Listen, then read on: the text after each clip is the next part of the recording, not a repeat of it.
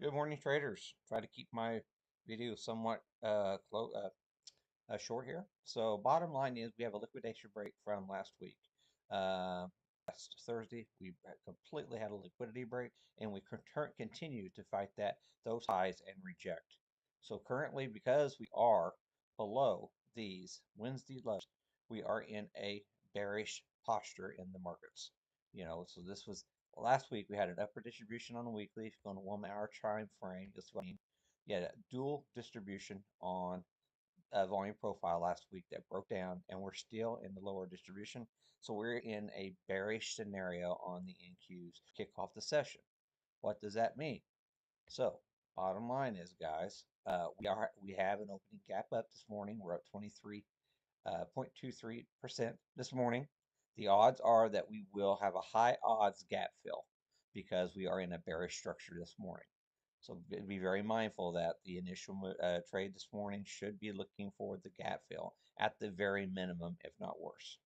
Okay, so be very mindful of that. Ultimately, this week, it is OPEX week. We are right here kissing the door on the daily 200 on the NQs. I think that's where ultimately we're heading before the end of the week. The daily 200 here on the NQs before the weekends here. And that it's just, it's not that far away. So just be very mindful of that. Everybody's bullish this market. I mean, I do think that's what they're ultimately planning out here before the week's out. Okay.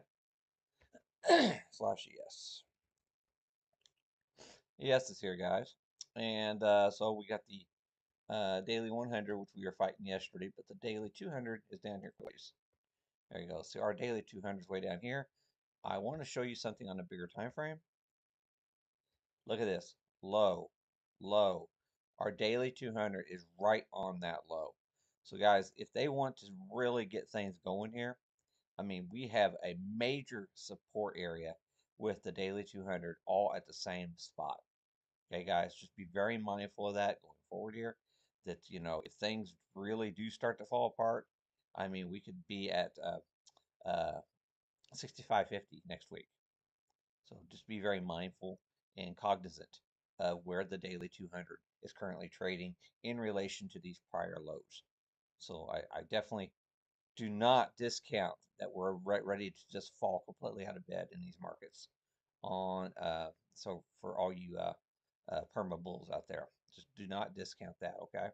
Uh, I'm still in the case. I'm still looking for shorting. Similar situation. Liquidation break last week. We cannot maintain a bid above there. We've already tried to test it this morning because we have a dual distribution from last week. Yeah, and we're in this lower distribution. This is a bearish pattern. Okay, week on week bearish pattern. Okay, resistance should be shorted, and similar situation. We're looking for a full gap fill early on this morning as our primary thesis, at the very minimum. So be very mindful of that going forward uh, in your trading. Now, I didn't actually put the moving averages on the ready, but I do have my, where's it at here? I got my IWM charts with all my stuff on there, all my different levels and everything. And I'm going to expand this out on IWM here. And so basically, we did repair some structure yesterday on IWM. Came up to the daily 20. Now we're rejecting this morning. We're back into our major pivot on the Russell. I do not believe it's wise to trade around the 262. You got chop on both sides. I mean, you have to trade the edges. You can trade these highs, you could trade these lows, but right here it is a chop fest for the Russell. And I don't think there's any edge unless you're trying to sell premium. That's probably your primary thesis, is trying to sell premium at the current price on IWM. Okay. Don't get me wrong, you can always take a directional trade and it plays out really great. But, I don't think it's going to be a payday if you try to take that going forward here. We do have durable goods orders coming out at 8:30 this morning, and I'm keeping a very close eye on things like Tesla. I wonder if maybe Tesla gets impacted by durable goods today. Uh, Maybe auto sales come in a little bit lighter than expected. So basically, we got a trend line right here on Tesla. Okay, this is a trend channel. We're trading outside that trend channel. Now we have economic data coming out. Uh, uh, we may be back down into these lows, Tuesday lows here very quickly after those durable numbers come out. So let's be very mindful of that. This is yesterday's trading value area. Um, so we could very easily be back into this value area from yesterday. So be mindful of that, or worse, of course. And ultimately, you know, this is the ultimate trend right here. If the remember, Tesla is a very expensive company, and ultimately we could be coming down in here. We have a gap down here that still needs to be satisfied. Down here, I think I can't remember. I have to double check this. There might be a gap here too. Okay, but I think there's a gap down here around 370 that still needs to close out. And we do have a trend line down here that they ultimately may want to be heading down to the 360 area in the bigger time frame, bigger picture. But we'll see how that plays out. Okay, it's been holding out like a champ for the most part. So definitely I got that one on watch. My top watches today. Um, See if some of these early morning movers, based on news, see if they find some weakness early. If you're going to be a bear, we have Nvidia backtesting a resistance area early on this morning. Want to see if that stalls out here and begins to start fading off of this pop.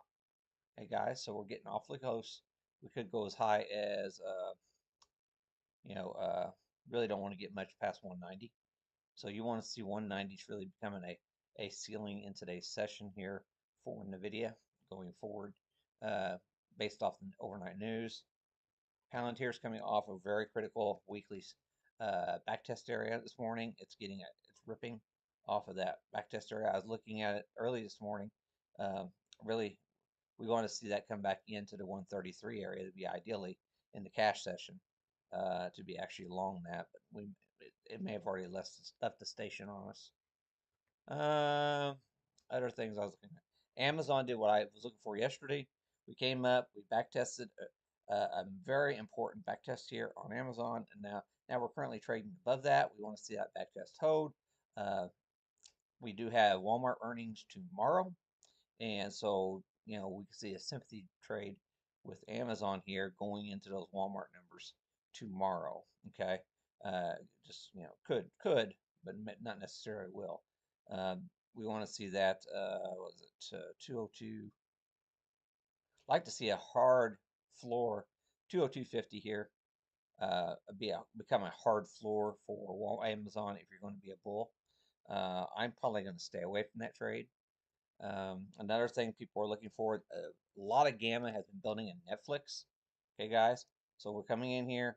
These prior highs, we got to make these new supports. So the 76.99 or 77 area, we want to see that hard support on Netflix for a bounce and continuation, as since the gamma has done that's a pretty massive expansion over the past few days here.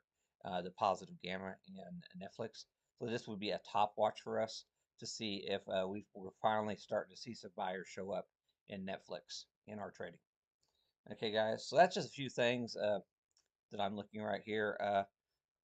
Got the bearish case on the indices and some possible bullish setups based on gamma.